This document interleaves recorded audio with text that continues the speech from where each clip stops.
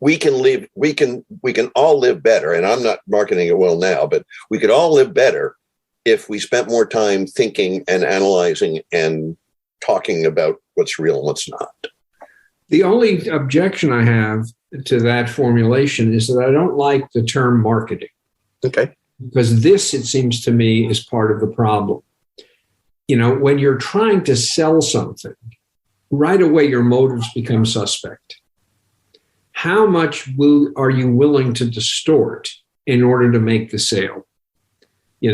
So I think a better way of thinking about it is not so much that we didn't pay enough attention to marketing, but that we didn't pay enough attention to how receptive a relatively uneducated audience is going to be to one or another presentation of the argument.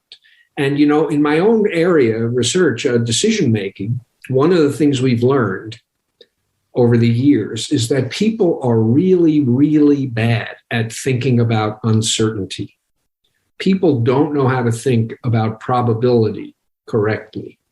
They're very good at it when it comes to making guesses about who's going to win the game. Right. Within that narrow domain, they know, as the saying goes, that's why they play the game. Even though one team is much better than the other, weird things happen. That's why they play the game. So there's a certain amount of uncertainty that's inherent in any competition. And people are okay with that mostly, and understanding that properly. But they are not okay understanding uncertainty when it comes to their lives. And so when a scientist makes a claim, the people's expectation is that it is 100% certain.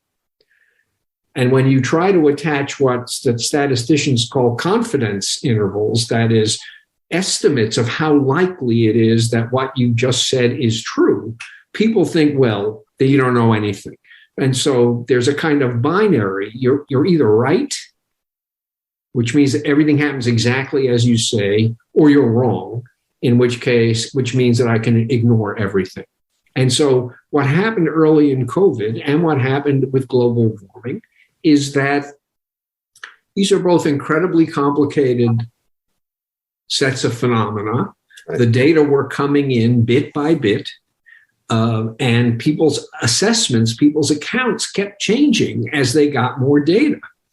Now, you could view this as the way knowledge accumulation is supposed to go, or you could view this as an indication that these so-called experts don't know anything.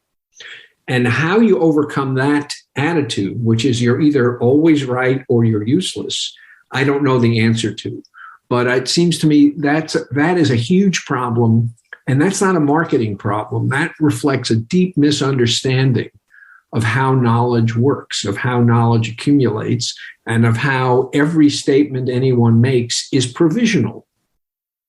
If you're not doing pure mathematics, then every statement you make is provisional, and new data may well force you to change your understanding of the thing you're trying to make sense of. I don't know, we're doing a terrible job teaching our young people if they go into adulthood with such a distorted picture of how knowledge accumulates and what it means to, quote, know something. So, and I'm down with that. I think we really are doing a terrible job educating. But I think marketing is part of the problem. Psychologists talk about a phenomenon they call the curse of knowledge.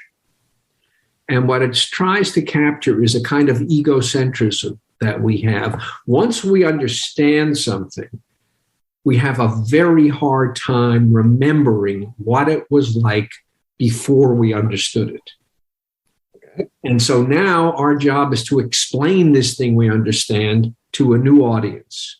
And in order to do that well, you have to kind of remember what you were like when you were like that audience, when you were ignorant. And people are bad at it. You have to be good at it to be a good teacher. You have to meet people where they are. But it's hard to do that once you've become sophisticated. And so you make some steps in that direction, but typically the steps you make are inadequate. And so you're starting your story in the middle, not at the beginning, and people are confused and suspicious. And I don't want to minimize it. It's hard to do this right.